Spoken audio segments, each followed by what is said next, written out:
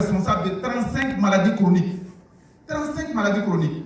Donc, pour réduire la posture, donc pour réduire la sédentarité, il faut rompre avec la posture assise. Il ne faut pas faire plus de 2 heures de temps en état assis, quel que soit le travail que tu fais. Vous avez vu qu'on s'est levé sur place, on marche 3 minutes, une minute et on vient s'asseoir. Donc, on rompt avec la posture assise.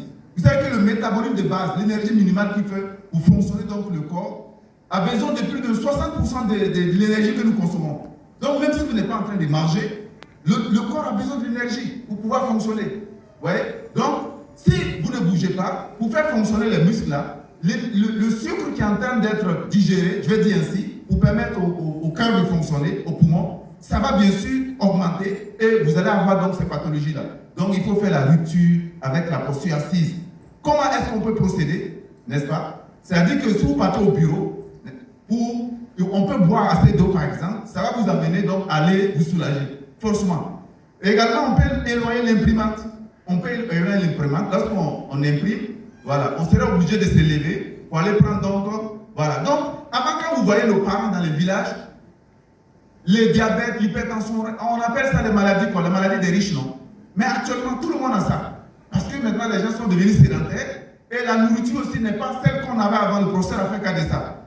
Vous savez, il y a beaucoup de types de faim.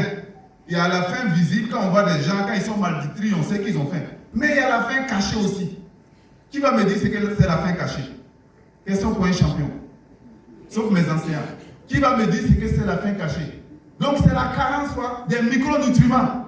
Quand on regarde là, c'est pas trop visible comme ça. Si c'est pas par exemple le goût qui va sortir, les gens ont généralement la faim cachée. On ne voit pas ça. C'est quand on fait des examens qu'on voit que réellement il y a ces micronutriments qu'on n'en a pas.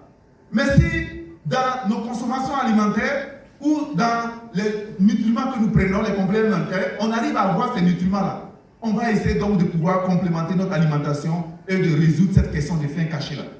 Vous voyez? Et il y a des gens qui ont travaillé sur ça déjà. Ils ont mis en place des produits disponibles pour nous permettre de pouvoir éliminer cette faim-là. Regardez, je vous donne un exemple. Si vous êtes carencé en calcium, le calcium est très important pour faire battre le cœur, n'est-ce pas? Pour faire battre le muscle. Donc, quand le calcium commence à manquer donc, au niveau du sang, le corps va puiser, puisqu'il y a beaucoup de calcium au niveau des os. Qu'est-ce qui se passe? Les os vont commencer à se fragiliser, surtout les personnes âgées. Ils sont aussi comme ça que l'os se casse. Ouais, une carence en calcium. Ouais. Pourtant, on a essayé de travailler, les gens ont travaillé et ils ont mis en place des produits qui sont disponibles pour vous, pour permettre donc de pouvoir avoir tous ces nutriments-là. Voilà, c'était juste une introduction. Voilà, avant de rentrer donc dans le vif du sujet. Voilà.